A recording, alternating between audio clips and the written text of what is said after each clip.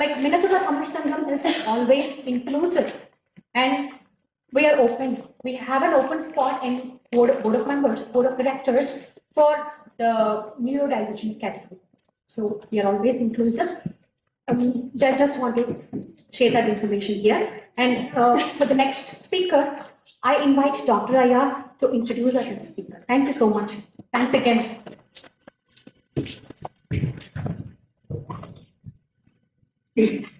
அடுத்த ஸ்பீக்கர் வந்து டாக்டர் ஷோபனா முரளி. ஷோபனா முரளி அவங்க இங்க மினியாபோலிஸ்ல 25 இயர்ஸ்க்கு மேல ஐ ஸ்பெஷலிஸ்ட். அவங்க மதுரையில பிறந்து ஆந்திர பிரதேஷ் கர்நாடகாலெல்லாம் ஹை ஸ்கூல்ஸ் எல்லாம் முடிச்சுட்டு மினசோட்டா யூனிவர்சிட்டியில வந்து ஆப்தால்மாலஜி டிகிரி முடிச்சுட்டு அவங்க படிக்கிறதுக்குவே வந்து பெஸ்ட் ரெசிடென்ட் அவார்ட்லாம் வாங்கியிருக்காங்க. இங்க வந்து பிலிப் இன்ஸ்டிடியூட் இந்த ஒரு பெரிய ப்ரெஸ்டீஜியஸ் இன்ஸ்டிடியூட், அதுல வந்து ஹோப் அவார்ட்லாம் வாங்கியிருக்காங்க. அவங்க also works as a associate professor in University of Minnesota, teaches students in VA, Veteran Associations, hospitals. He's married to a physician on the doctor family, and she is another party ophthalmologist. Pleasure to invite him.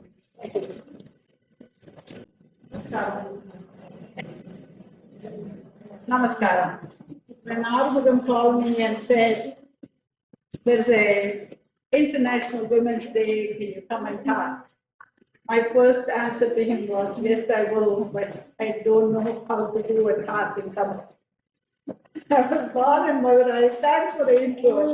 I was born in Madurai, but I pretty much grew up in Karnataka. So I learned Kannada and I learned Telugu after that.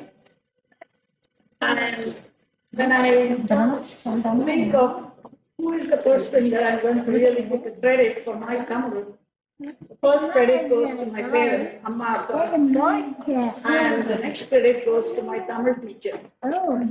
The Tamil teacher is Santanamari Dharmadari. I had done up to 6th grade in Kannada. I went to Andhra Pradesh and my dad took a bold step of saying, we can't learn one more language, so we're going to learn Tamil now.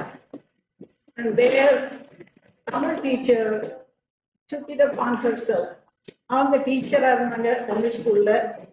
So school title வர முடியாது, எங்க ஸ்கூலுக்கு வர முடியாது. Saturday Sunday வாரம் எனக்கு 6ஆம் கிளாஸ்ல beginning of the year, I was in 1st grade Tamil. She brought me up to 6th grade Tamil by the time I was done in 6th grade.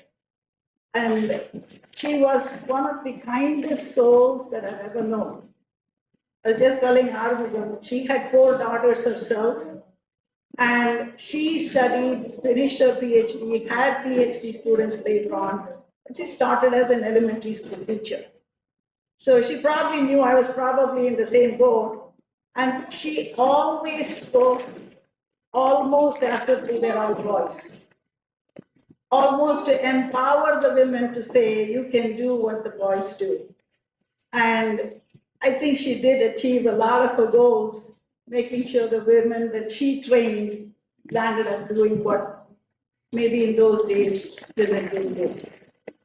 And when you think of all the many things women do, being in medical school, being in family, it has its own challenges as we go through life. But the initial stuff that they teach us as a student, that inspiration that a teacher provides is powerful to make you get through a lot of challenges in life. So if anybody is thinking, oh my gosh, it's hard to go through it, I think the teachers of the yesteryears taught us how to manage life situations and not make us go back to school again. They They taught us how to deal with it when you're in first grade. They also taught you how to deal with it when you're in medical school. They also taught you how to deal with the same problem when you're in the US. So that amount of teaching, only some of these teachers get credit for, and she as well. And I would be amiss if I did not mention all the women in my life who I think were very powerful. The first one would be my mom and dad. Amma, Appa, their interest in us learning Tamil was the reason we got to where we are today.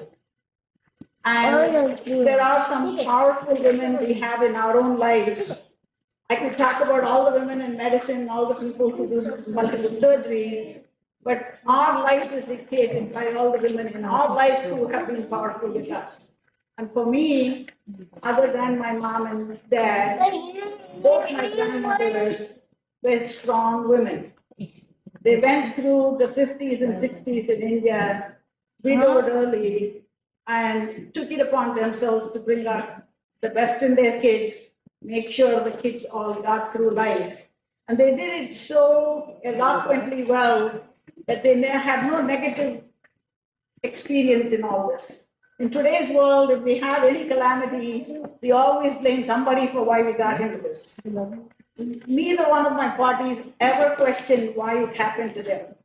They knew they had a problem, they knew they had to work with it, they made sure they got it done. I'm sure each one of you have somebody in your life who has done the same thing. They had a problem, they dealt with it, they made sure the problem was solved in their own way, but still, as long as it satisfied them, they got it done right. The one other person I have to recognize is Murali's aunt. Perima, as we call her. Perima was a very strong-willed teacher. She was a teacher in so many ways. She was a teacher in every step of the way. And at home, at school, when I met her, she was in her 80s, and she was sharp as a tack at that time. And I still vividly remember we had gone to India, we were at a wedding. She absolutely wanted a book. We were all in a chapram. And she wanted a book because she promised somebody she was going to get something done by the end of the day. So she called up one of Murali's sisters, told her, go to this particular desk.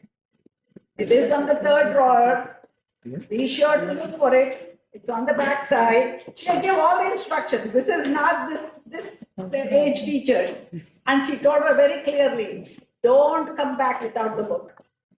If you're coming back, be sure you have the book with you. She got the book, took care of it at 10:30 p.m. at night because she promised someone. So there are women amongst us who take it upon themselves. They give a word, they honor it. They honor it just as well or better than the men in our lives. So I think all the women in here should just get the credit for all the many work that you do. I know I'm in a practice with ophthalmology. I don't think you want to know any more about ophthalmology, but I promise you, if any one of you have any problem with the eyes, have any questions regarding the eyes, I'd be more than happy to help. I'd be more than happy to answer for anything. Okay, thank you.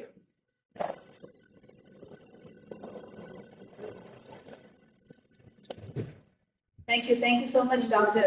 Thank you. It was a pleasure and it was very inspirational how you told in this world of negativity every day. You were telling about your the grandmothers who were always like positive. The same is the case. Whatever the problem is, they were always positive about looking at life.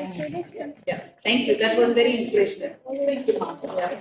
Like the doctor said, if you have any questions or if you want to reach out to her, she always told us like anybody can reach out to her in regards to eyes. So if you need her contact information, you can reach out to Sangam and we can share. I hope that.